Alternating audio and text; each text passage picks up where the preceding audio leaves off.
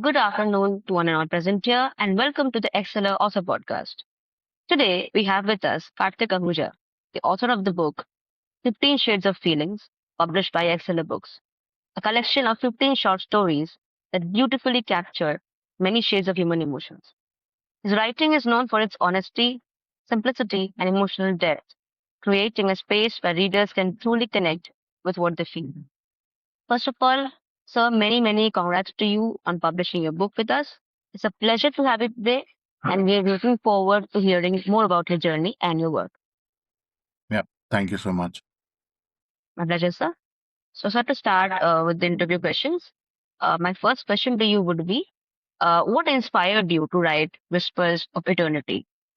Was this was there a particular moment or a set of experiences that led you to write the book? So, Whispers of Eternity was my poetry book. So, I that was kind of a lot of emotions in it. The 15 Shades of Feelings, the short story book that I wrote, that also had a lot of stories that I had in mind, many emotions which were going on during the day, and the way our lives have become, emotions just come and go. So, we don't get a lot of time to relate to it. So I thought of Right. putting together a collection of stories so that people would pick up, read it, and they could just pause for a brief period while reading the story and say, "This is an emotion that I felt so in, a couple of days back, and this is what I've gone through in the past as well." So they could easily relate to that, and then kind of yeah, they could still move ahead in the work that they do, but there will be a brief period where they're reconnecting to that emotion. Plus I also got my inspiration from a write club which is in Hyderabad. So this is a gathering of authors where we get a prompt and we tend to write together. But I used to take that prompt, write a bit, come back, refine, and then pour in more of my emotions to these, stories that I put together. Right, sir. I think it's the purpose of literature, poetry, or stories for that matter, to be able to make people understand that they're not going through it alone. There are other Yeah, people on earth who have experienced the same thing. So true. yeah. Yeah.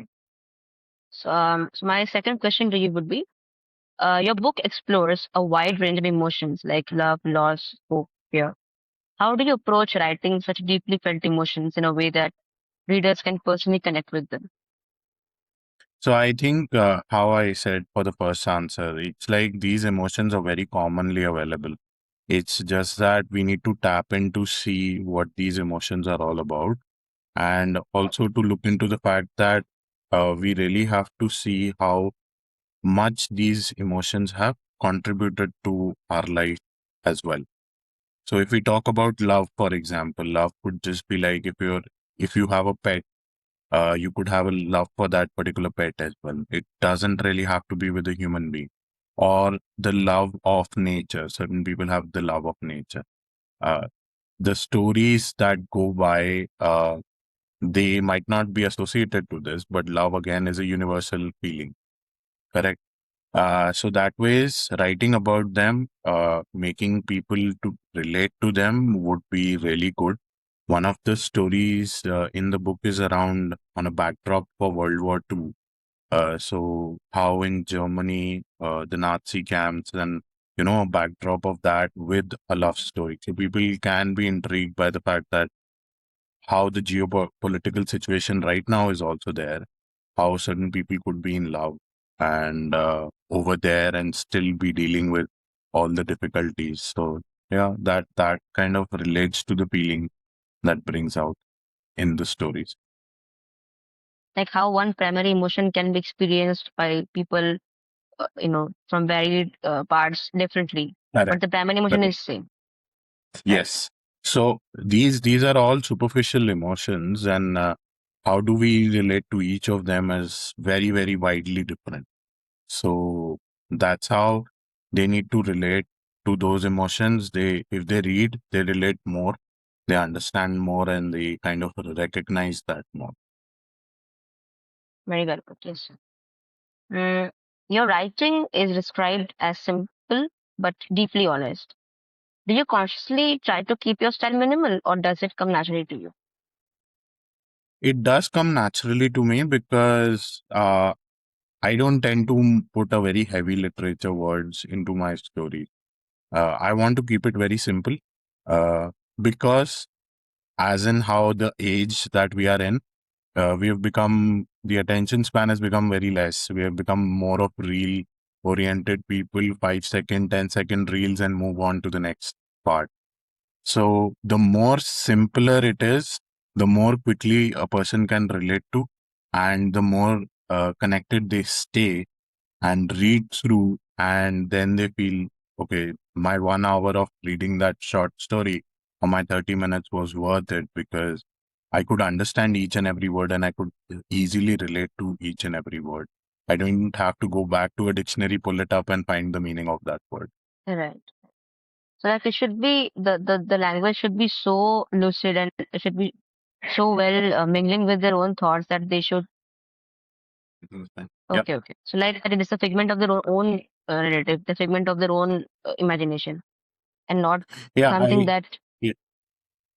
true. What you're saying is true. That should be how I think a lot of famous writers are also like if you take up writing from Gulzar and all the other famous writers, they have also written very simple language. We still hum their songs because those are Very, simple very well said. language, simple language which is put through, which makes sense, and even that is very raw emotions that they put in. So that my attempt is similar. I don't know how much successful I would be. So, sir, each story seems to invite reflection and self-connection. While writing, do you think more about the characters and their journeys or about the readers and how they might feel? I actually think for both of them because when you're writing for a character and you're portraying or describing a character, you would love to have the reader who's speaking the book become that character. So the person would read and say, okay, maybe I was this character in this part of my life and I resonate with that. So I tend to keep that perspective in mind when I do write.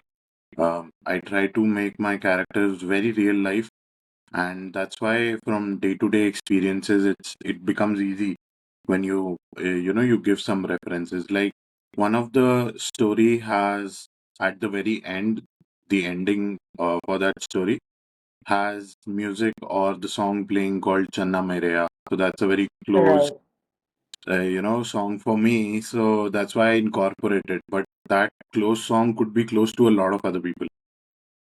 And then they might just relate and say, okay, we hear the same song in our car, or whenever they hear the same song in their car, they would resonate with that story. Oh, I read it in that particular story. So I tend to keep it both ways so that it becomes more realistic. Right. So, how one song or one particular character can evoke different emotions for the readers out there, uh, depending on how they are perceiving. Correct. That's true. Uh, because when you can make it a time machine or a mirror image where the person turning back and thinking that this character, maybe the name is different, but is still me, that includes the reader more as compared to they just randomly, abruptly reading certain story. Makes sense, right? It's the process of juxtaposing your own emotions and then making them universal for the readers to be able to connect with them. True. Yeah. Okay, right. So my last question would be a very simple question. How was your overall experience working with excellent books? How did they make it easy for you? How was the entire process? So it was very good for me to work with them because it was always a very to and fro response or a to and fro answers that I was getting. A very clear and transparent, process that they had outlined, and it was a very good feeling when I met the team during the Delhi Book Fair as well. So I really felt nice. I really hope if the team and the entire group could get involved in further fairs like the Delhi Book Fair or the Kolkata Book Fair. There are other fairs as well. If they get involved over there, that could invite more authors, more readers, and make more connects to the literature world.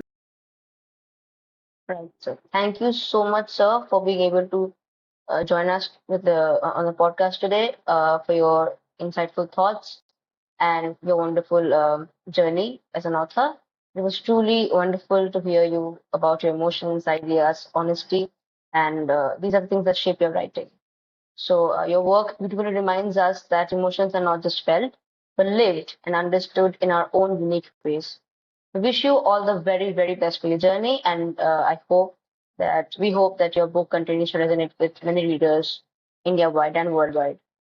For those Yeah, of you who want to read the book, the print version of the book is available on Amazon.com, Amazon.in, Barnes and Noble.